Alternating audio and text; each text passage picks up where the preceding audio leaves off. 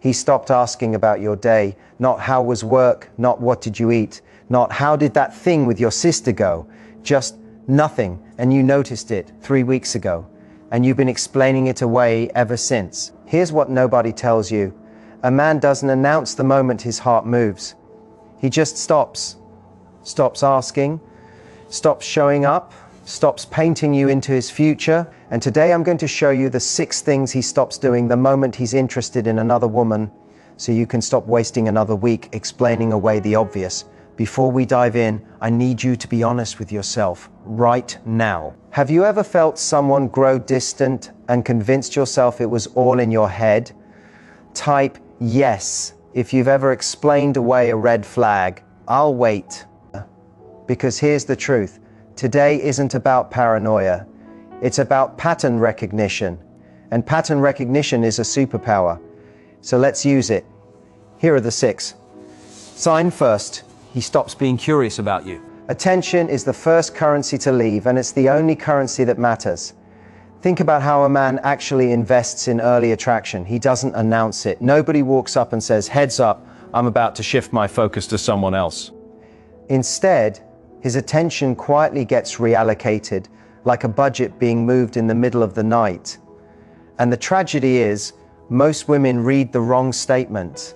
They listen to what he says, the reassurance, the excuses, the "everything's fine, babe," and they ignore what his behavior is reporting on a daily basis. Here's the thing about attention, it's finite. A man cannot pour energy in 2 directions and pretend both are receiving the same version of him. When a new interest enters the picture, something gets cut. And the cuts are never dramatic. There's no big fight, no dramatic speech, no farewell scene. The cut looks like a slightly slower reply. A shorter sentence, a plan that keeps getting rescheduled, an enthusiasm that used to arrive instantly and now arrives lukewarm, or not at all.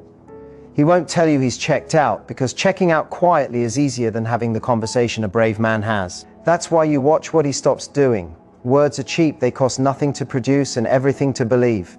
Action is expensive. It requires memory, effort, time, and intention.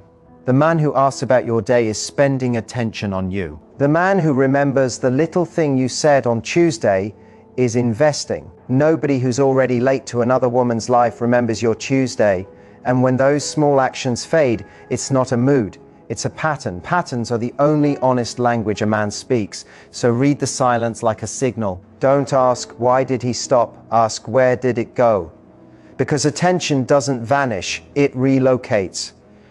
The same curiosity that once followed you is now following somebody else, and the effort you used to receive is being spent somewhere else. His behavior is the memo, his excuses are the noise. You get to choose which one you believe while the evidence is still fresh, because by the time it becomes undeniable, the currency is already gone.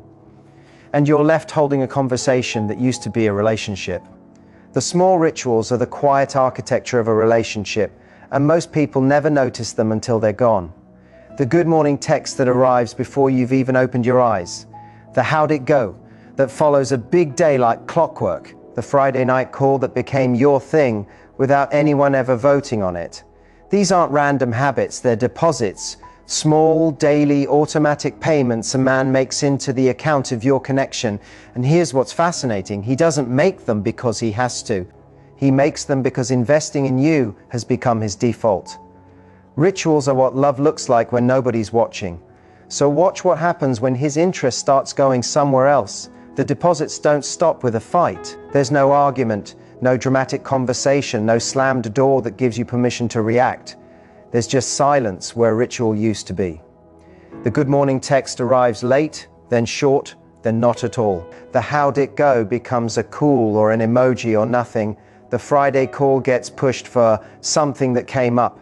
And then it just stops being scheduled. He never officially cancels the ritual, he simply lets it starve. And that's the cruelest part, because an unexplained absence is harder to grieve than a declared ending. The most important detail is what happens inside you during this slow disappearance. You feel it before you can name it. Something is off. The rhythm that used to hold your day together has developed a missing beat, and your nervous system notices even when your mind keeps making excuses. That unsettled feeling isn't paranoia or neediness. It's you detecting the withdrawal. It's the same sensation as a room that's suddenly colder because a heater you forgot was running has switched off. The heater didn't announce itself. Your skin just knows. Trust that feeling. Those rituals weren't frivolous. They were the pulse of his investment, beating daily so you'd know you were held in his attention. When the pulse stops, don't ask him why he stopped texting. Ask yourself what his silence is reporting. Because the deposits either keep flowing or they don't, and the absence of them is already the answer. Future talk is the most honest language a man speaks, because it costs him nothing to say and yet reveals everything about where his mind already lives. We should try that restaurant. Someday I'll take you to Italy. These aren't small talk. When a man paints you into his tomorrow, he's doing something profound. He's rehearsing a life that includes you. Every we is a tiny commitment he's testing on his tongue, an investment made in the present that pays out in a future he's choosing to imagine. A man doesn't casually describe a future he has no intention of building. The plans he shares are the blueprints of his attachment, and the more specific they get, the more real you are to him, not as a woman he's dating, but as a permanent part of his story. Now, listen to his language when that investment starts leaking elsewhere. The grammar of his commitment changes before the content does. We becomes I. The sentences that used to include you suddenly have only one person in them. We should try that restaurant turns into, I might check out this place. Someday we'll go to Italy becomes a shrugged maybe someday that points at no specific trip, no specific time, no specific you. And that's the tell. The future doesn't disappear all at once. It gets vague first. He's not lying, he's editing you out of the frame one word at a time, usually without even realizing he's doing it. When a man's plans turn blurry, it's not because he's busy. It's because the future he's picturing no longer has a clear outline of you in it. Notice the second half of the shift too. Every answer turns short. The man who used to run scenarios with you, what would we do if we moved there, now responds to future questions like their paperwork. Not sure yet, we'll see, hard to say. These are polite doors closing, and on the surface you can't argue with any of it because vague isn't wrong, it's just empty. But you can't build a house on we'll see, and you can't build a future with someone who's already left the room. The room isn't big enough for his plans and you. The question isn't whether he'll come back to the future he used to describe. The question is what his vague maybe is telling you about who's actually in the picture he's painting now. Sign fourth. He stops protecting what's his. Let's be clear about what this sign is not. It is not possessiveness. The jealous man who monitors your phone, interrogates your friendships, and treats you like property. That behavior is toxic, and there's nothing romantic about control dressed up as love. What we're talking about is something quieter and far healthier. The soft protectiveness of genuine attachment.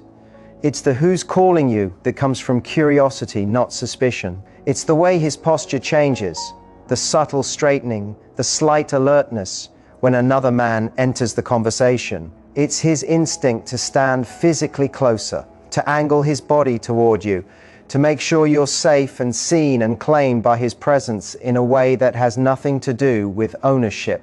This instinct isn't a choice he makes, it's a reflex his nervous system runs because you matter to him. A man who's attached treats you like the most valuable thing in the room, and not with words, but with the microscopic ways he positions himself around you. Now watch what happens when that attachment starts living somewhere else. The protective reflex goes quiet. The man who used to sharpen his attention when another man approached now doesn't even register it. The who's calling you becomes silence, or worse, a shrug. He's suddenly unbothered by everything, by where you are, who you're with, who's interested in you. And here's the trap. On the surface, this looks like growth. He's calm, he's secure, he's not possessive anymore. But that's a misreading, and it's a dangerous one. Real security doesn't look like detachment, it looks like relaxed ownership. The man who loves you is calm precisely because he's confident in what you have, not because he's stopped caring whether it exists. When a man is genuinely unbothered by the idea of losing you, he's not enlightened, He's indifferent, and indifference is the truest sign you've already been replaced in his emotional world, because you cannot feel threatened by losing something you've already let go of internally. The protectiveness died long before he stopped showing it. He just stopped pretending it was still alive. Sign 5th, he stops trying to impress you. Think back to the beginning, because the beginning is the baseline. The version of this man operating at full investment. He planned the date. Not a vague, we should hang out sometime, but a real plan with a time, a place, and a thought behind it. He asked what you liked, food, music, films, and then he stored those answers like they were valuable data. He changed his shirt twice before seeing you and pretended he hadn't. He rehearsed what he'd say, arrived early, and cared deeply about how he landed with you. Now, here's the crucial reframe. None of that was vanity. It wasn't insecurity or performance for its own sake. It was effort. The visible exhaust of a man auditioning for a role he actually wanted. When a man is interested, impressing you isn't a chore, it's a pleasure. He wants to be chosen, so he brings his best self to the application process. Every planned date, every remembered detail, every time he showed up better than he strictly had to, that was him saying without words, I want this, and I'm willing to work for it. Now watch when the effort dies, because death by 1,000 small surrenders is how it always arrives. No more plans, or plans that dissolve into whatever you want. No more surprises, no more thoughtful details, no more showing up better than he has to. He shows up as exactly enough, which is a very different energy from showing up as his best. The man who used to raise his standard for you now operates at his floor. And you can feel the difference, can't you? It's the absence of effort that's so loud. He stopped auditioning. He stopped competing for the role of your partner because he no longer wants the part. And here's the quiet truth. You can't audition your way back into a role you've already been let go from. So hear the takeaway loud and clear. You deserve someone who never stops auditioning for you. Not someone who aced the interview once and then coasted forever, but someone who treats you like a role he's grateful to still be playing. Someone who keeps showing up better than he has to because you're still worth the effort and he knows it. Sign 6th. His phone becomes a vault. Here's where the shift becomes physical, because behavior always leaks out through the body before it reaches words. Think about how his phone used to sit in his hand when you were together, face up, open, part of the shared space between you. The screen that used to face you is now angled away.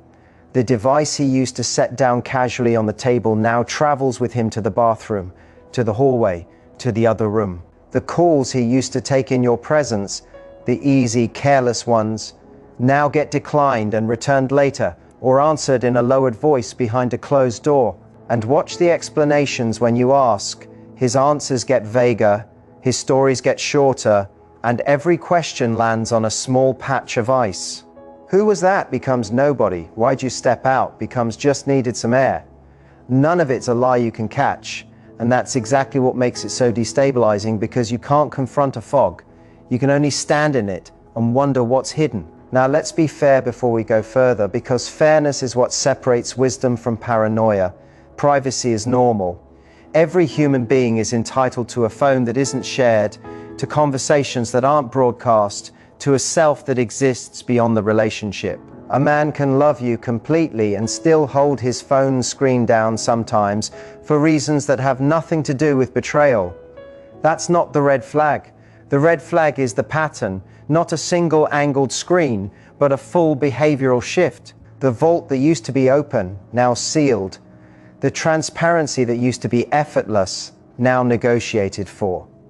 Secrecy is a different animal from privacy precisely because secrecy is new. It's a door that used to be open and is now locked, and the locking itself is the message. And here's the deepest part of this sign.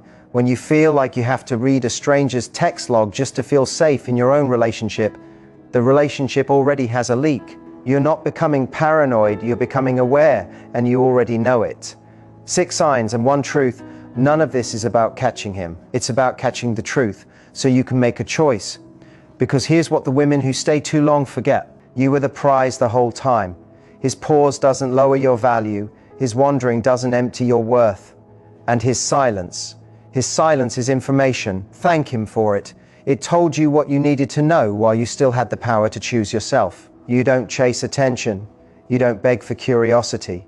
You don't negotiate for the bare minimum. Somewhere out there is a man who'll ask about your day without being prompted.